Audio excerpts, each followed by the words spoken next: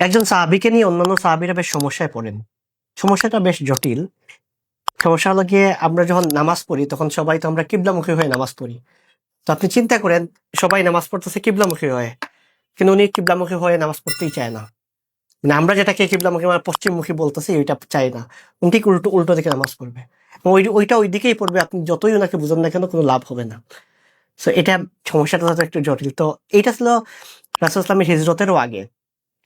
যখন আমরা তো জানি কিবলা পরিবর্তন হয়েছে রাসূল ইসলামের হিজরতের কয়েক মাস পরে। তো এই ঘটনা ছিল রাসূল ইসলামের হিজরতের আগে। এইখানে আমরা একটা এক্সাম্পল দিলে বুঝতেই পারবো যে এইটা আমরা ধরে নেই কাবা, আর এইটা ধরে নেই বাইতুল মুকাদ্দাস, অর্থাৎ যেদিকে ফিরে মুসলিমরা আগে নামাজ পড়তেন। তো রাসূল ইসলাম যখন মক্কাতে নামাজ পড়তেন তখন রাসূল ইসলাম এইখানে যদি দাঁড়ান, এইখানে দাঁড়িয়ে যদি নামাজ পড়েন, এটা কাবা। তো এখানে দাঁড়িয়ে যদি নামাজ পড়েন তাহলে বাইতুল মুকাদ্দাস মুখী হয়ে নামাজ পড়া যায়, কাবামুখী হয়ে নামাজ পড়া যায়, কোনো অসুবিধা নাই। কিন্তু মদিনায় যারা নামাজ পড়েন, মদিনা হলো এই জায়গায়, মদিনা থেকে যদি আপনি বাইতুল মুকাদ্দাস মুখী হন তাহলে এই দিকে নামাজ পড়বেন, এটা আপনার পেছনে চলে যাবে। অর্থাৎ মদিনা যাওয়ার পর আপনার এই চান্সটা নাই। তো রাসূল ইসলাম যতদিন মক্কায় ছিলেন তখন উনি দুই কাবাকে সামনে নিয়েই নামাজ পড়তে পারতেন। কিন্তু মদিনা যাওয়ার পর রাসূল ইসলামের আফসোস হইতো যে কাবা তো ওনার পিছনে পড়ে যাচ্ছে, কাবামুখী হয়ে নামাজ পড়তে পারতেছেন না। তো মদিনার ওই সাহাবী ছিলেন, উনি সবাই পড়তেন বায়তুল মুকাদ্দাস হয়ে, আর উনি পড়তেন হলো গিয়ে কাবামুখী হয়ে।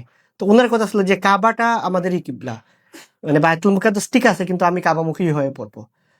সো এর ফলে বাকি অনেকেই ওনাকে বুঝাইলেন যে দেখেন, রাসূল ইসলাম তো উনি মক্কাতে থাকেন বলেই পড়তে পারেন, কিন্তু আপনি মদিনায় থাকেন, আপনি তো চাইলে এটা পারবেন না।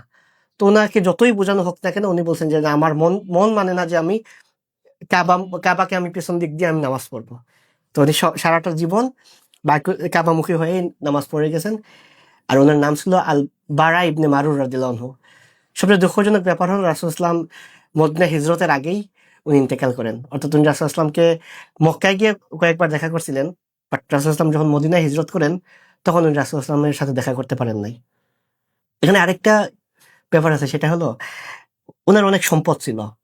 তো উনি ইন্তেকালের আগে ওসিয়ত করে যান ওনার সম্পদ যেন 3 ভাগে ভাগ হয়, 3 ভাগের মধ্যে একটা ভাগ যেন রাসূল ইসলাম পান।